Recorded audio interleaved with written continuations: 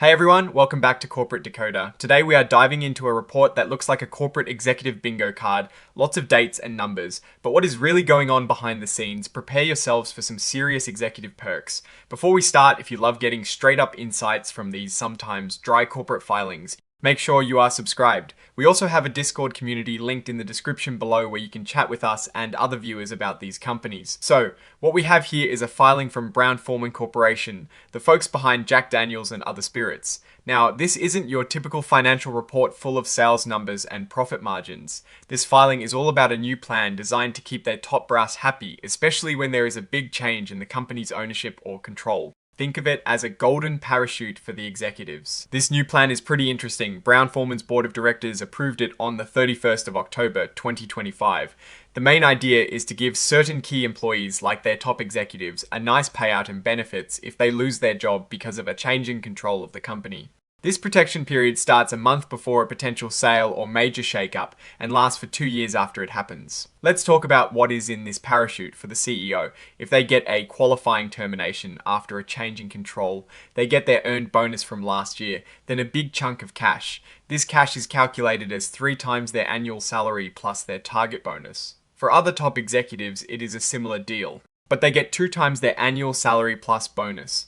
So, if your boss makes $1 million a year, a change in control could mean a several $1 million payout just for them. But it is not just cash. The plan also covers the cost of continuing their health insurance for a whole 18 months for them and their family. That is a big deal, especially if they're between jobs. Plus, they get full vesting of any unvested long-term compensation, like stock options or restricted stock, and even outplacement services to help them find their next gig. They also get a $10,000 payment for tax preparation, which is a nice little bonus. Essentially, it's designed to make sure these executives are well taken care of, no matter what happens to the company. The company says they're doing this to make sure they can attract and keep top talent. The idea is that if executives know they'll be protected if the company is sold or goes through a major change, they'll stay focused on their jobs and not worry about their own future too much. It is a way to ensure stability during uncertain times.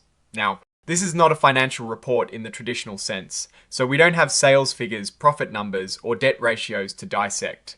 What we have here is a look at how the company takes care of its top people during potentially tumultuous times. Looking at the registered securities, we see their Class A and Class B common stock, along with various notes due in the future. This tells us they are a publicly traded company with significant debt financing. Their Class A common stock trades under the ticker BFA on the New York Stock Exchange.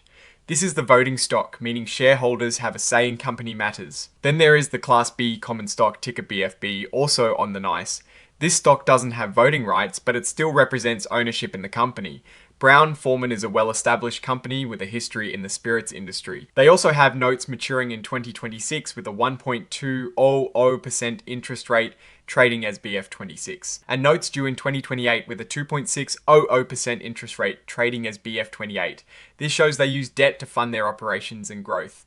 Now, let's look at this from a Warren Buffett perspective. He often talks about understanding the business and looking at the management. This filing gives us insight into management's perceived importance and how the company is structured to retain them. Is this plan a sign of a company anticipating a sale, or is it simply a standard practice for retaining executives in a competitive industry? On one hand, this plan provides excellent security for the top executives. It ensures that a smooth transition can happen, or that executives remain focused on business performance, even if they are contemplating a sale or merger. This can be seen as a positive for ensuring leadership continuity. However, we must also consider the cost. While these numbers aren't explicitly laid out in terms of dollar amounts for the payout in this specific filing for all executives, these types of plans can represent significant potential liabilities for the company. If a change in control were to happen, the company would be obligated to pay out substantial sums. This could impact retained earnings or cash flow available for other investments or shareholder returns. It is a trade-off between executive retention and potential financial outflow. Looking at the overall picture, Brown-Forman seems to be proactively managing its leadership structure. The decision to implement this executive change in control severance plan suggests a strategic approach to executive compensation and succession planning. While we do not have current financials to analyze, the existence and structure of this plan indicate a focus on long-term stability and executive commitment, which are crucial for any company's sustained success. Risks could include a poorly timed change in control event that triggers these payouts when the company is financially strained, or potential shareholder concern over excessive executive compensation. The opportunity lies in harnessing this executive loyalty to navigate future challenges and capitalize on growth prospects.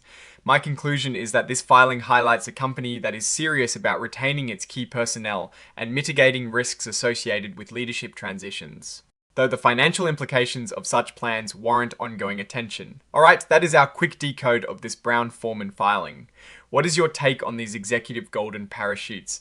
Do you think they are justified or excessive? Drop your thoughts in the comments below. If this analysis was valuable, hitting that like button really helps us out. And subscribe for more deep dives into corporate documents. Don't forget to check out the Discord link in the description to join the conversation. Thanks for watching. See you next time.